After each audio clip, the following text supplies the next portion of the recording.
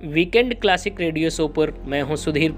Welcome to the episode में आज हम बात करने वाले हैं 2018 की एक नेपाल यात्रा की। मेरी नेपाल यात्रा पड़ोसी देश नेपाल यात्रा की बहुत ही मस्ती भरी रही। मेरे साथी लोग कार से और मैं बाइक से अपने गुरु डॉक्टर मुकेश कुमार के साथ नेपाल यात्रा के लिए निकला।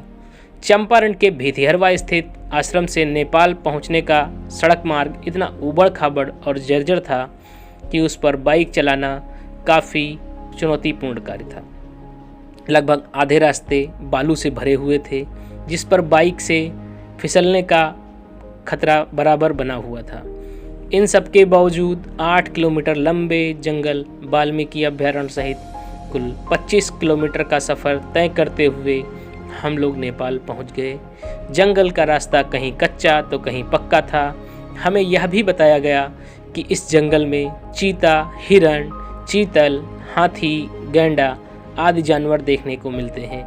क्योंकि इससे पहले भी मैंने जंगल की यात्रा कई बार की थी, इसलिए डर तो नहीं लगा और साथ में साहस बढ़ाने के लिए गुरुजी तो पीछे बैठे ही थे। अब भारत की सीमा से लगी पंडई नदी पर देखने के लिए बहुत ही अद्भुत नज़ारे मौजूद थे, जो मन ही मन हमें ललचा रहे थे। नदी के ऊपर करीब 100 फुट ऊंचाई पर हम लोग खड़े थे। वहाँ से देखा कि मिट्टी और पत्थर को मिलाकर पॉलीथीन बैग में पैक किया जा रहा है। हम लोग आपस में बात कर रहे थे कि शायद यह खनिज पैक किया जा रहा है। वहाँ खड़े लोगों से बात करने पर पता चला यह जियो बैग मिट्टी को काटने से रोकने के लिए प्रयोग किया जाता है।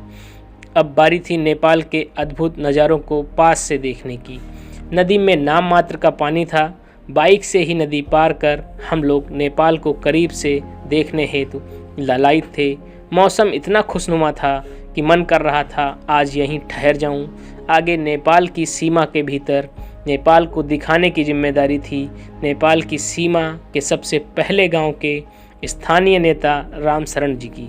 वे नेपाल माओवादी कम्युनिस्ट पार्टी के लोकप्रिय नेता हैं। उन्होंने काफ़ी कम समय में हमें ढेर सारी चीज़ें दिखा दी।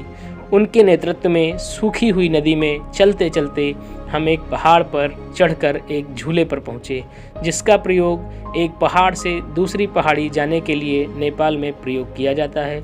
जिस पर पहुंचकर हम लोगों ने फोटोग्राफी का आनंद उठाया। वहां से निकलने के बाद जंगल होते हुए गौतम नगर पहुंच गए। उस बीच कई हिरन देखने का सौभाग्य मिला। हिरन गेहूं के खेत में छिपने की कोशिश कर रहा था, पर हम तो उसको अपने कैमरे में कैद करना चाहते थे। अंततः उछलते कूदते हिरन को अपने मोबाइल कैमरे में कैद ही कर लिया। अब बारी थी वहां से वापस लौटने की। उससे पहले मुझे एक माओवादी कम्युनिस्ट पार्टी के नेता की तरफ से टी शर्ट भेंट में मिली, जो मेरे लिए बहुत ही सौभाग्य की बात थी कि भेंट के रूप में नेपाल की सत्ताधारी पार्टी ने मुझे टी शर्ट भेंट के रूप में दी है। अब वहाँ से एक बार फिर से नदी के पानी में होते हुए मुख्य रास्ते पर पहुँचा।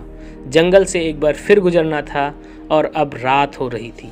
फिर से याद आ रहा था कि जंगल में जानवर हैं, लेकिन आना तो था ही। पहले की तरह इस बार भी सही सलामत हम लोग जंगल से निकल कर आ गए।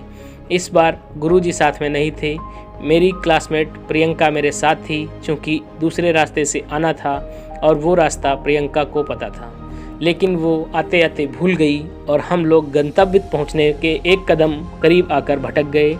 मेरे साथ के लोग वापस निवास स्थान कस्तूरबा उच्च माध्यमिक विद्यालय में पहुंच चुके थे। हम लोग भी कुछ देर भटकने के बाद अपने निवास पर पहुंच गए और यात्रा संपन्न हुई। प्रकृति पर्यावरण की खूबसूरत छटा के साथ यात्रा के दौरान जो ऐतिहासिक चीज़ें देखने को मिली थीं, ब्रिटिश शासनकाल के दौरान भारत आए ब्रिटिश जॉर्ज पंचम के रुकने के लिए बनाई गई एक इमारत। 1911 में अपनी भारत यात्रा के क्रम में वे उस इमारत में रुके थे। स्थानीय लोग बताते हैं कि बाघ के शिकार के शौकीन होने की वजह से वे यहाँ आए थे। यह इमारत बाहर से पक्की और अंदर से लकड़ी की बनी हुई है, जो 100 साल से भी अधिक पुरानी है। इमारत बाहर से तो जर्जर हो गई है, पर छत पर जाने की सीढ़ी आज भी वैसी ही है जैसी बनाई गई होगी। जॉर्ज पंचम वही शख्सियत हैं जिनके आने पर रविन्द्रनाथ टैगोर ने जनगण मन अधिनायक जय हे लिखा था। यह सब देखने और समझने का मौका मिला नेपाल यात्रा में।